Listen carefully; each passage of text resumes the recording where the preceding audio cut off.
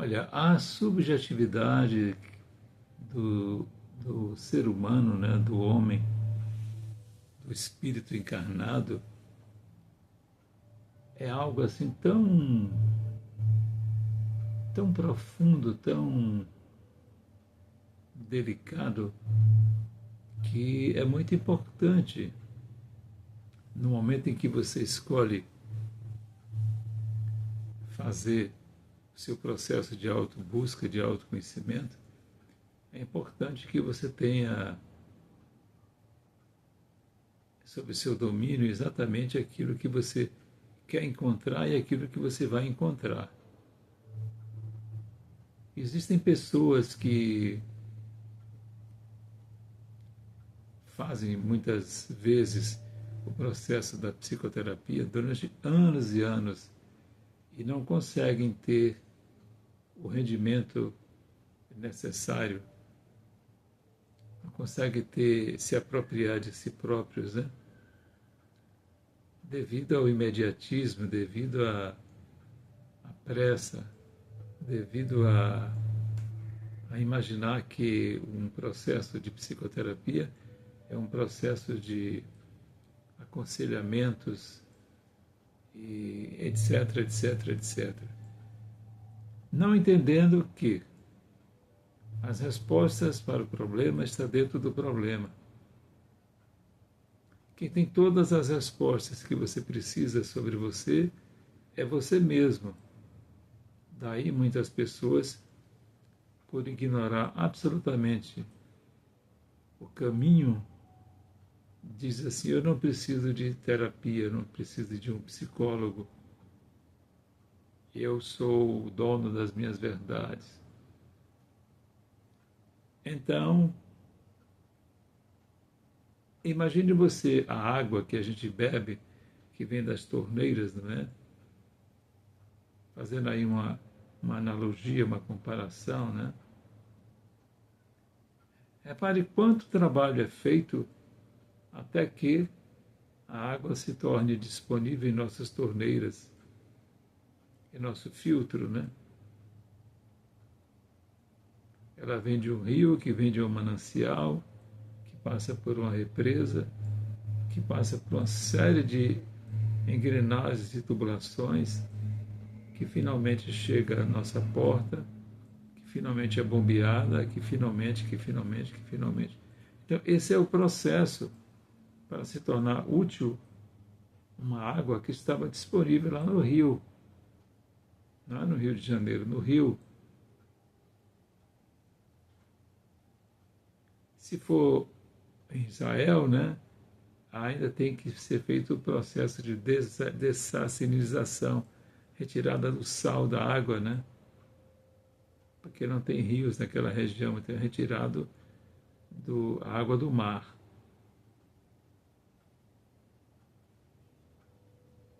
Então, essa subjetividade que é o ser humano é algo que a gente, como psicólogo, como terapeuta, precisamos ter assim mãos muito apropriadas e muito refinadas no toque, para não causar problemas sérios ou, na contramão, banalizar determinadas questões.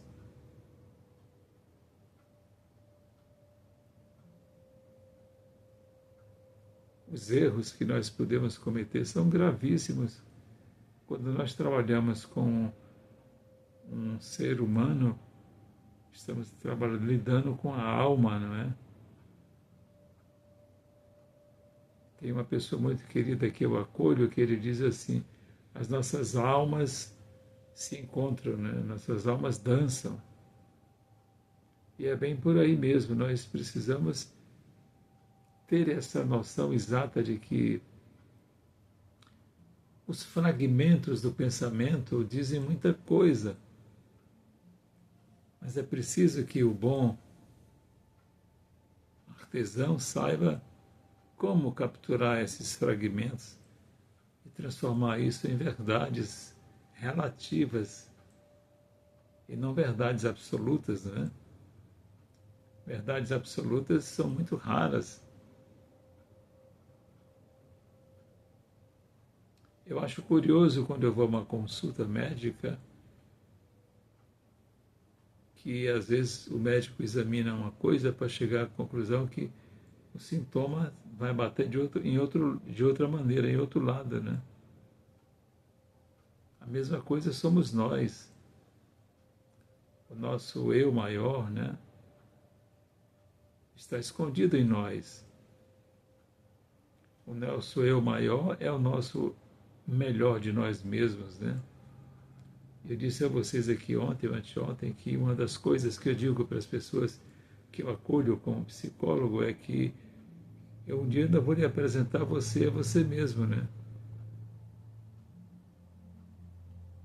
O Dr. Sigmund Freud caracterizava o homem como se fosse uma cebola. Cada casca que a gente tirava era um processo para a gente conseguir chegar na essência. Então é exatamente por aí que as coisas acontecem, não é? As minhas paixões do ponto de vista da psicologia caminharam muito em torno de todas as abordagens e de todas as técnicas que eu pude conhecer. Mas nenhuma delas nunca alcançou tanto meu amor e minha gratidão quanto a doutrina espírita, né? Por excelência, o conhecimento de determinados fatores que são tão essencialmente fundantes do ser que aqui vive entre nós, né? Daí eu ter dito em outro vídeo que ninguém nasce vazio, nós já nascemos com a nossa caixa de entrada repleta. Às vezes essa caixa de entrada apenas ela abre quando nós concretizamos o processo da reencarnação. Isso se dá com a maioridade, né? 18 anos, 20 anos, é quando o indivíduo se revela. Daí muitos pais dizerem, não foi esse o filho que eu eduquei, né?